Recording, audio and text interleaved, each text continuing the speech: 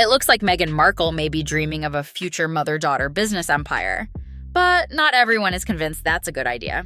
Meghan Markle hints at starting a business with 3-year-old daughter Lilibet. Meghan Markle has her sights set on a future business partner, her daughter, Princess Lilibet.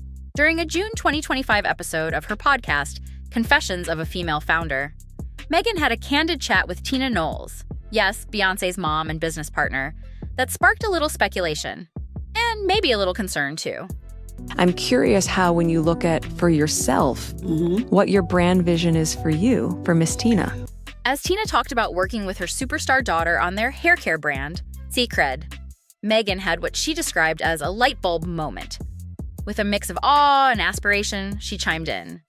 Just curious, I wonder if one day I'll be in business with Lily, and we'll be building something. Meghan Markle has her sights set on a future business partner, her daughter, Princess Lilibet. Now, to be clear, that something is many years away, given that Lilibet is only 4. But Meghan seemed genuinely intrigued by the idea. Tina responded warmly, saying, "Yeah, that's the best."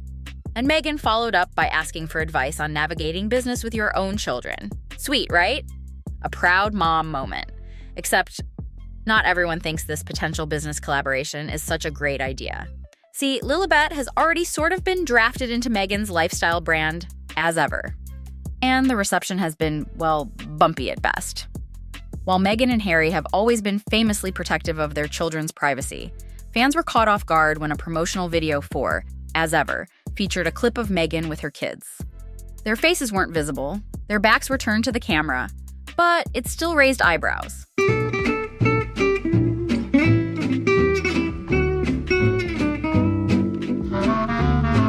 Harry doesn't think Lilibet should be in Meghan's business ads.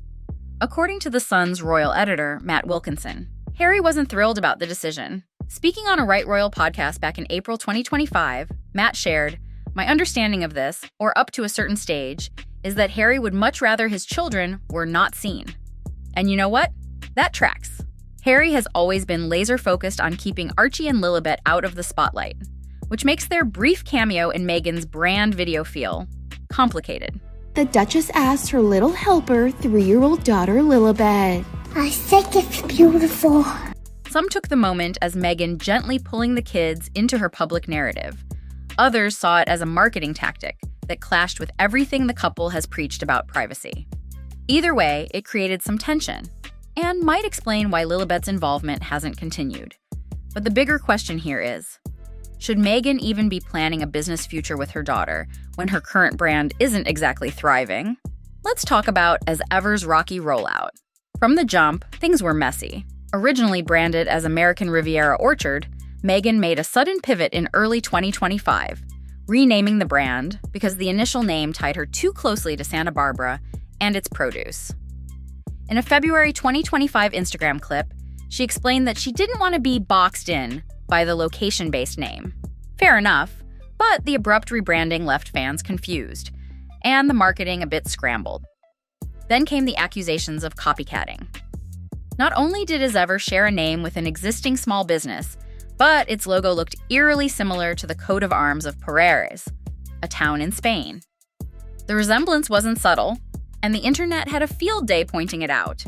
Just when you thought Meghan Markle's brand could use a break, a spelling error in one of the launch emails added more drama to the whole situation.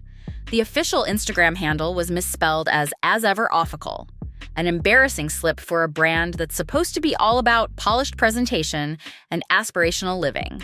People were not kind. And let's not forget the product itself, Meghan's much-hyped raspberry spread. Critics were not impressed. One user on X, formerly Twitter, said, "The spread is so watery it makes your bread soggy. It is small, terrible texture, and way too sweet." Another reviewer posted a video showing the jam's thin, runny consistency, comparing it to raspberry sauce. Yikes. So, considering all of this, the rollout missteps, the branding backlash, the underwhelming reviews, it might be time for Meghan to recalibrate. Maybe instead of dreaming about a future business with Lilibet, she should focus on shoring up her current brand and navigating its growing pains. That's not to say Lilibet won't one day grow up to become a business queen in her own right. But right now, she's a little girl who probably just wants to color, ride her bike, and hang out with her big brother Archie. not brainstorm packaging designs or attend jam tastings. In 2021, Harry and Meghan sat down with Oprah Winfrey for what would become one of the most talked about interviews in modern royal history. This is not a surprise to anybody. It's really sad that it's got to this point, but I've got to do something for my own mental health, for my wife's. Prince Harry and Meghan Markle revealed explosive details to Oprah Winfrey. At the time, the couple had recently stepped down from their roles as working members of the royal family, marking a significant break from centuries of tradition. Their conversation with Oprah aired in March of that year and immediately captured global attention for its candid tone and serious accusations against the institution known as the firm. Ashamed to say it at the time. I just didn't want to be alive anymore. The way that I saw it was there is a way of doing things. A major focus of the interview centered on Meghan's claim that the royal family had failed to protect her from relentless media scrutiny. She asserted that not only was she left vulnerable, but that members of the institution were willing to lie to protect others while refusing to correct false narratives about her. They didn't want him to be a prince or a princess, not knowing what the gender would be, which would be different from protocol. One particular story that Meghan sought to correct was the rumor that she had made Catherine cry in the lead-up to her wedding to Harry. The reverse happened, she said firmly, adding, "Everybody in the institution knew it wasn't true." Throughout the interview, Meghan consistently emphasized the importance of truth, the idea of transparency, of correcting the public record, and of protecting one's family from unjust attacks appeared to be a driving force behind her decision to speak out. They were willing to lie to protect other members of the family, Meghan told Oprah, but they weren't willing to tell the truth to protect me and my husband. Now, more than 4 years later, the legacy of that interview continues to shape how Meghan and Harry speak publicly about their time within the royal family. In a preview of her June 17th, 2025 appearance on the Aspire podcast, hosted by Emma Grede, Meghan once again returned to familiar ground. When asked if she would do anything differently regarding how her image developed while she was a senior royal, Meghan offered a pointed response. "I would ask people to tell the truth." The comment, short yet sharp, recalled the core message she shared in 2021. For Meghan, truth remains not just a theme, but a principle, one that she continues to stand by even years after her exit from royal life. The Aspire interview goes beyond the topic of royal relations and explores Meghan's own evolving public identity. In the clip, Emma and Meghan shared a lighthearted moment when the host asked about Meghan's personality and her ability to express herself freely. Meghan responded with a smile, saying, "You have to be authentic," and then joked, "Did you see my baby mama dance?" Emma laughed and offered a warm affirmation. "But that's you, right? That's you in a way that we kind of haven't been able to see you before."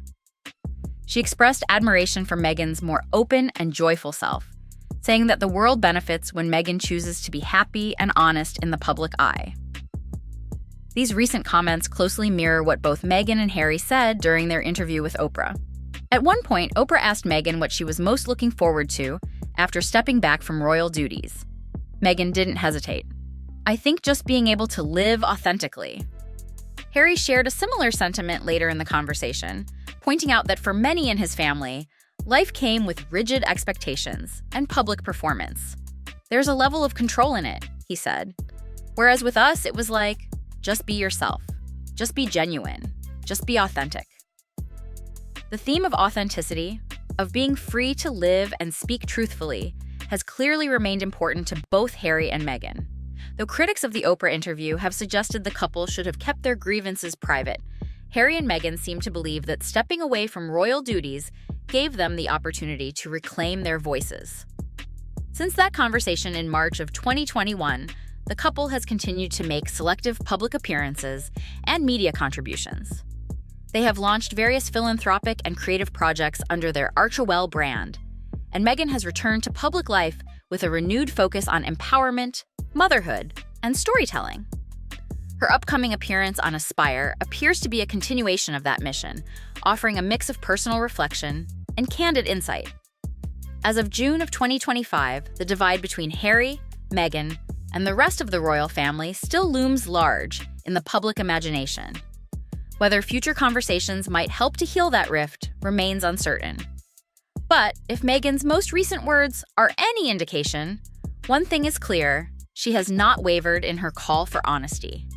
More than 4 years after their departure from royal duties, Meghan is still urging the same thing she did back then. Tell the truth. Meghan Markle opens up about public scrutiny. With all the noise or whatever people do, there's still a whole life, a real, authentic, fun life that's happening behind the scenes. Meghan Markle's podcast is going on hiatus. Meghan Markle recently appeared on a podcast hosted by businesswoman Emma Grede, where she directly addressed the challenges associated with public scrutiny and the widespread dissemination of misinformation concerning her and her family. I'm just grateful that now, being back on social as well, I have a place where I can share it on my own terms. During the discussion, Meghan detailed the cyclical nature of these challenges, describing them as peaks and valleys that emerge due to the persistent propagation of public falsehoods. Peaks and valleys. Peaks and valleys. You know? No, I mean, like, very elegant. But it's true. This ongoing issue, she explained, contributes to the variable landscape of her public life. A significant point of reference in Meghan Markle's coping strategy involves advice from close friend Serena Williams. Meghan credited Serena with providing the powerful insight that a lie can't live forever. My dear friend Serena, who I'm sure you know. I love Serena. Yeah? She's doing so well. This specific piece of advice has been instrumental in assisting Meghan in managing both negative media coverage and pervasive public misconceptions. The efficacy of this perspective, she indicated, lies in its long-term outlook on the durability of truth versus falsehoods in the public domain. Meghan Markle articulated a clear aspiration to reshape the prevailing public narrative about herself. She stated that if she were afforded the opportunity to rewrite her personal story, her singular request would be for people to tell the truth. This statement underscored her fundamental desire for accurate representation and a departure from the distorted narratives that have characterized much of her public image. Meghan Markle reflected on the considerable transformation in public perception that has occurred since the beginning of her relationship with Prince Harry. She noted that her public image has undergone a significant and dramatic shift over time, highlighting the evolving nature of public opinion and media portrayal in relation to her persona. This reflection indicates an awareness of how her identity has been constructed and reconstructed in the public sphere, often independent of her direct control. Meghan Markle humorously referenced a viral video depicting her and Prince Harry dancing in a hospital setting prior to the birth of their daughter, Lilibet. She noted that this private moment, captured and subsequently shared, had recently been subjected to online mockery. This anecdote served to exemplify the extent to which personal moments can become subjects of public scrutiny and ridicule, even years after their occurrence. Meghan Markle and Prince Harry's decision to relocate to California and their withdrawal from royal duties in 2020 were cited as key events.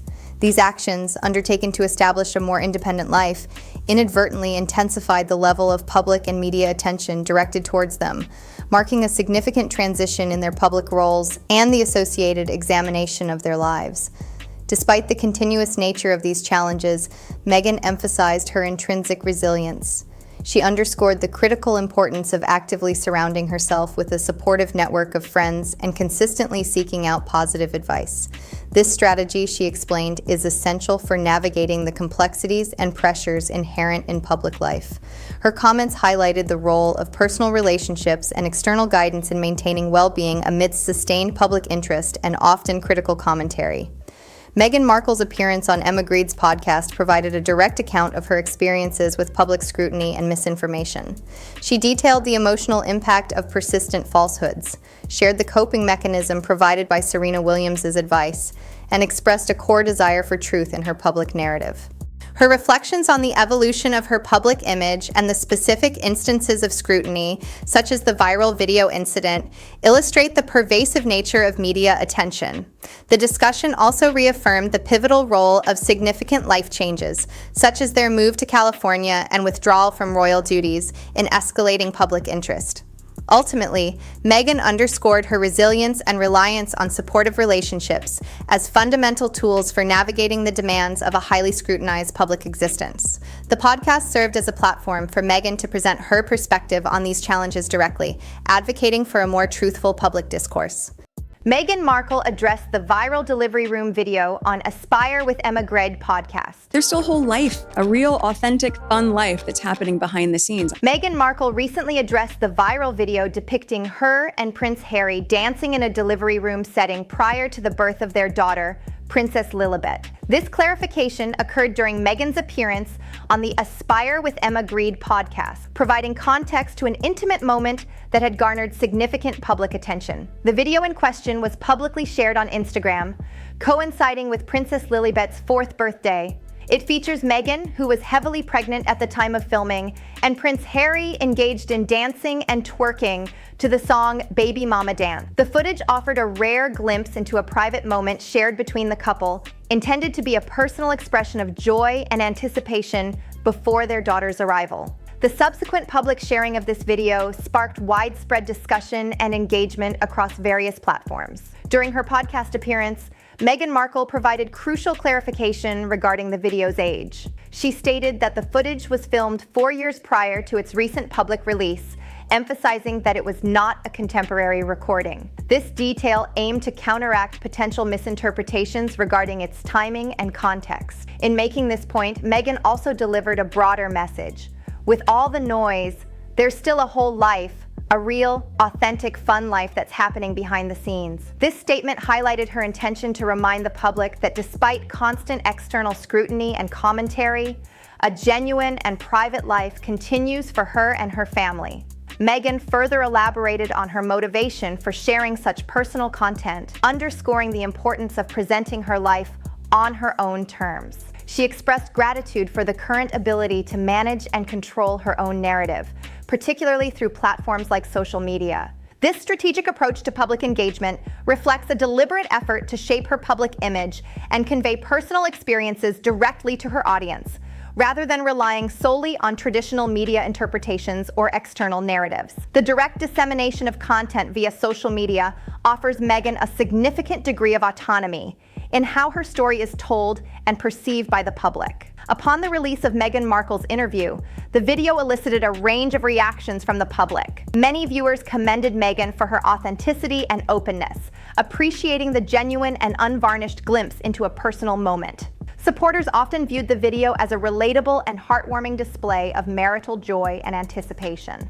Conversely, a segment of the audience criticized Meghan for oversharing, deeming the video cringe or wrong for public consumption, particularly given her previous royal associations. These mixed reactions underscored the polarized nature of public opinion surrounding Meghan's public persona and her choices regarding personal disclosure. In response to critical comments, Meghan reaffirmed her steadfast commitment to authenticity and personal happiness. She conveyed her intention to continue disregarding negative comments and to prioritize her own well-being and genuine expression. This stance indicates a resilience to public criticism and a determination to maintain her personal values despite external pressures. Her focus remained on living genuinely and sharing aspects of her life that she deemed appropriate, irrespective of detractors. A midwife publicly defended Meghan Markle's dancing. The medical professional explained that engaging in movement during labor is not only a normal practice, but can also serve as a beneficial method to help progress labor. This professional endorsement provided a factual counterpoint to some of the criticisms, framing the dance as a physiologically sound and common practice during childbirth rather than an act of oversharing. Since the initial sharing of the delivery room video, Meghan has continued to post additional family content. This includes a notable Father's Day tribute dedicated to Prince Harry, which featured previously unseen photographs of him interacting with their children, Prince Archie and Princess Lilibet. This consistent sharing of family moments aligns with Meghan's stated objective of controlling her narrative and presenting a more complete and personal portrayal of her life to the public. These subsequent posts further reinforce her commitment to selectively sharing aspects of her private life on her own terms. The delivery room dance video quickly achieved significant viral status, becoming Meghan's most viewed Instagram post to date. It rapidly amassed nearly 50 million views, effectively surpassing her previous record, which had been set by the announcement of her new lifestyle brand. The unprecedented viewership for this personal video highlights the profound public interest in Meghan Markle's private life and her approach to sharing it directly with a global audience. Its performance underscores the significant impact and reach of her social media presence when she chooses to reveal intimate moments. Meghan Markle's ex-friend slams her for leaving the royal family. Meghan Markle's former friend has slammed her and Prince Harry's decision to skipping out on royal life. They really blew it. They're complete failures. The only thing they're good at is spending money. Lizzie Kundy, a prominent TV presenter and a former acquaintance of Meghan Markle, has publicly vocalized sharp criticisms regarding Meghan Markle and Prince Harry's decision to step back from royal life. Meghan Markle's former friend has slammed her and Prince Harry's decision to turn their backs on the royal family. In her statements, Lizzie Kundy characterized the couple as complete failures and asserted that they had it all prior to their relocation to the United States. They really blew it. They're complete failures. Her commentary reflects a perspective that views their departure from their established roles within the British royal family as a significant misstep, given the perceived advantages they held. Lizzie Kundy had a lot to say, and it extended to accusations of ingratitude and a propensity for complaint directed at Meghan Markle and Prince Harry. Meghan Markle's former friend has spoken out against the persistent negative narrative surrounding the Duchess of Sussex. She claimed the couple exhibited a lack of appreciation for their former positions and opportunities. Furthermore, Lizzie Kundy specifically noted their absence from significant royal events, singling out the Trooping the Color ceremony as an example of occasions they missed. However, it is relevant to note that Lizzie Kundy later acknowledged that Meghan Markle and Prince Harry had not received an invitation to the Trooping the Color event, indicating that their absence was not due to a conscious choice to forego the ceremony, but rather a lack of formal inclusion. Despite this clarification, her initial comments underscored a broader sentiment of dissatisfaction with the couple's choices and perceived disengagement from royal duties. Lizzie Kundy remarked that the only apparent talent possessed by Meghan Markle and Prince Harry was spending money. This statement suggested a critical view of their post-royal endeavors and implied a perceived lack of substantive contributions beyond financial transactions. She further posited that they had squandered the considerable opportunities available to them as members of the royal family. This particular criticism suggested that Meghan Markle and Prince Harry had failed to capitalize on the unique platform and influence afforded by their former positions, instead opting for a path that, in Lizzie Kundy's estimation, did not fully leverage their potential within the royal framework. Lizzie Kundy shared details regarding her personal connection with Meghan Markle, specifically addressing the cessation of their friendship. Lizzie Kundy recounted that she was ghosted by Meghan Markle after Meghan Markle began her relationship with Prince Harry in 2016. This account implies that contact between the two individuals was abruptly cut off without explanation. Lizzie Kundy's statement suggested a broader pattern, implying that Meghan Markle disconnected from several former friends following the commencement of her royal relationship. This narrative introduces a personal dimension to Lizzie Kundy's critique, suggesting a perceived change in Meghan Markle's relational approach after entering a high-profile romantic partnership with Prince Harry. Prior to Meghan Markle's royal romance, Lizzie Kundy described her own role as a matchmaking service for Meghan Markle. She wanted to find an English boyfriend, so I said, look, I'll help you. This characterization suggests a degree of involvement in Meghan Markle's social life before her engagement to Prince Harry. Lizzie Kundy also observed that other individuals have similarly distanced themselves from Meghan Markle since that period. This observation aligns with the narrative of a broader pattern of relationship changes experienced by Meghan Markle as her life transitioned into the sphere of the British royal family. These personal anecdotes from Lizzie Kundy contribute to a public perception of strained or altered relationships surrounding Meghan Markle's entry into royal life. Meghan Markle's old acquaintances individuals collectively claim that Meghan Markle has exhibited a consistent pattern of severing relationships after her integration into royal life. This suggests a recurring theme of disengagement from pre-royal associations, supporting the idea of a deliberate or coincidental shift in personal connections as Meghan Markle adapted to her new high-profile status within the monarchy. Such accounts contribute to a public discourse concerning Meghan Markle's personal relationships and her navigation of social ties amidst significant life changes. Lizzie Kundy's statements represent a pointed criticism of Meghan Markle and Prince Harry's decision to depart from their royal roles. Her remarks, which included labeling them complete failures and accusing them of ingratitude, underscored a belief that they did not adequately appreciate or utilize the opportunities inherent in royal life. Lizzie Kundy's personal account of being ghosted after Meghan Markle's relationship with Prince Harry began, combined with her observations about other friends distancing themselves, introduced a narrative of altered personal relationships.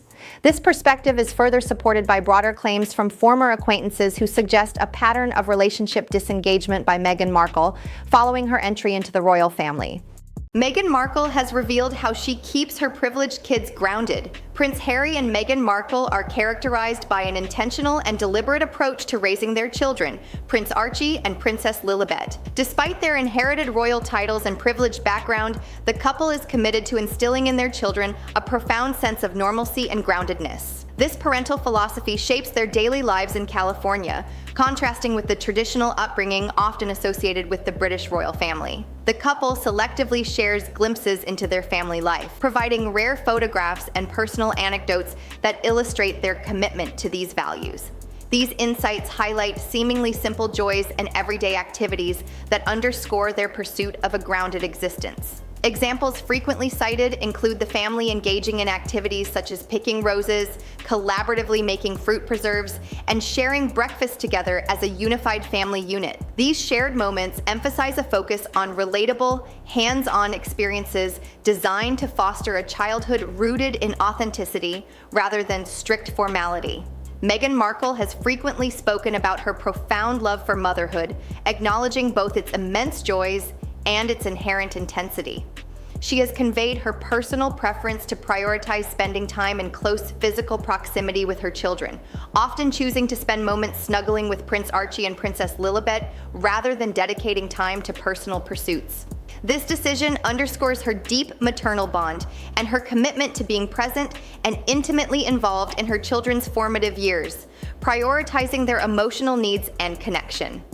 Prince Harry offers insights into their children's personalities, describing both Prince Archie and Princess Lilibet as possessing a strong and distinctive sense of humor. He articulates that their children are a consistent source of daily grounding and laughter for both him and Meghan Markle. This perspective highlights the intrinsic joy and human connection that their children bring to their lives, serving as a constant reminder of the simple, fundamental pleasures of family life, distinct from external pressures or public expectations. Through various public platforms, including their Netflix documentary series and interviews, Prince Harry and Meghan Markle have shared specific stories that further illustrate their parenting choices. These narratives include Prince Archie's developing interest in fishing and Princess Lilibet's evident pride in helping prepare fruit preserves. By emphasizing these hands-on, relatable activities, the couple reinforces their commitment to fostering practical skills, engagement with nature, and a sense of contribution within their household, promoting a childhood rich in personal experience. The couple's deliberate decision to raise Prince Archie and Princess Lilibet in Montecito, California, represents a significant choice to distance their children from the intense and often intrusive royal spotlight. This geographic separation is integral to their overarching goal of building a family life that consciously prioritizes well-being, authenticity, and health. Their Californian home serves as a sanctuary where they can cultivate an environment conducive to their children's healthy development. Free from the constant scrutiny that traditionally accompanies royal upbringing, this choice reflects a strategic effort to create a different kind of life for their family. Prince Harry has been particularly vocal about his aspirations to break what he perceives as generational cycles and to consciously redefine family dynamics within his own household. He has articulated that his efforts are deeply inspired by the desires of his late mother, Princess Diana, who, he believes, wished for her sons to experience a freer, happier, and less constrained upbringing than was afforded to her, or arguably himself within the traditional royal system. This reflects a conscious parental effort to forge a new path for his children, one informed by lessons from the past. Prince Harry and Meghan Markle actively promote core values such as compassion, digital safety, and conscious parenting. They are committed to modeling these very values within their own home for Prince Archie and Princess Lilibet. This integrated approach ensures that their public advocacy for these principles is mirrored in their private family life, creating a consistent and authentic framework for their children's development. Both parents have expressed profound gratitude for the unique opportunity they have created to establish such a nurturing environment for their children. Prince Harry has consistently stated that being a father is one of life's greatest pleasures, highlighting the immense fulfillment he derives from his role as a parent. Meghan Markle has also underscored the critical importance of sharing their family's story on their own terms, maintaining control over their narrative, and ensuring that their experiences and choices are communicated authentically to the wider public. Meghan Markle wants to move on from the royal family, but Prince Harry is still holding on. Meghan Markle is very business about royal rift as Prince Harry is left out of the details in England. Meghan Markle is looking ahead, while Prince Harry remains emotionally tethered to his royal past. While they present a united front, their individual approaches to the ongoing rift highlight a fundamental difference in how they process their past and envision their future. Meghan, it is observed, approaches the situation with a distinctly business mindset. Meghan, who is focused on the future, while Harry has one foot in the past, is very business about it. Her focus firmly set on building their life in California and moving forward. Harry, conversely, appears to remain deeply emotionally tethered to his royal past, grappling with estrangement from his family. Both Meghan and Harry are reportedly aware of significant events unfolding in England. However, they are consistently being excluded from royal conversations and privy to very few confidential details. Meghan and Harry being left out of royal conversations entirely, despite being aware of what's happening in England. This exclusion underscores a deep and persistent lack of trust from the royal family, a sentiment that has hardened over time. It is a source of quiet frustration for both, as they are kept at arm's length from developments that directly impact Harry's family. Meghan desires for Prince Harry to feel less burdened by the weight of his past and to be more fully present in the vibrant life they have meticulously built together in California. Her focus is clearly on their shared future, their children, and their independent ventures, hoping that Harry can find greater peace and detachment from the perceived grievances and historical connections that still weigh heavily on him. The rift, particularly the fracture between Harry and King Charles, is widely described as one of the most agonizing and significant in the monarchy's recent history. This deep division has been exacerbated by a series of highly public interviews, the candid revelations in Harry's memoir, Spare, and their revealing Netflix docuseries. Each public disclosure, intended by the Sussexes to share their perspective, has seemingly deepened the chasm, contributing to a cycle of mistrust and misunderstanding within the royal family. The gravity of the situation has been compounded by King Charles's recent health diagnosis, which added a layer of urgency to the prospects of reconciliation. Despite this grave health news, reconciliation efforts remain stalled. Insiders have noted that neither King Charles nor Prince William appears inclined to extend an olive branch or initiate direct contact. This reluctance suggests that the wounds run deep, and a genuine desire for immediate mending might not be present on the royal side. Senior royals are said to be apprehensive about sharing confidential information with Harry and Meghan, fearing that such details could potentially lead to further public disclosures. This apprehension underscores the lasting impact of the Sussexes' previous public statements and media engagements, which have made the royal family wary of potential breaches of privacy and protocol. While Meghan stands firmly by Harry's side, offering unwavering support through his legal battles and the ongoing family tensions, some royal observers and insiders hold a view that Meghan is perceived as a catalyst for the rift. This perspective persists despite Harry often being the more publicly vocal of the two regarding their grievances and experiences. The narrative surrounding their departure from royal duties often implicates Meghan as the primary instigator, regardless of Harry's outspokenness. Prince Harry has openly expressed profound frustration over his inability to obtain proper updates about his father's health. He has publicly stated that King Charles won't speak to me, a poignant admission that highlights the personal anguish and communication breakdown within the family. This direct acknowledgement from Harry underscores the severity of the estrangement and the toll it takes on him. The couple's pivotal decision to step back from their royal duties in 2020 and relocate to California was a direct response to mounting tensions, a perceived lack of support from the institution, and relentless media intrusion. This move, while providing them with the freedom to pursue independent careers and a more private family life, inadvertently solidified the growing distance between them and the monarchy. Among royal experts and insiders, there is widespread skepticism that any single meeting could genuinely resolve the deep-seated issues that have accumulated over years. They point to the vast baggage of past grievances, perceived slights, and the fundamental lack of trust as formidable obstacles that a brief encounter could not possibly overcome. The resolution, if it ever comes, is anticipated to require a far more substantial and prolonged effort. Adding another layer of complexity to their journey, discussions about the Sussexes' family plans, including the possibility of a third child, have reportedly introduced additional drama into their marriage and influenced public perception. Every aspect of their lives, from their professional ventures to their personal choices, continues to be scrutinized, contributing to the ongoing narrative surrounding their unique place within and apart from the royal family.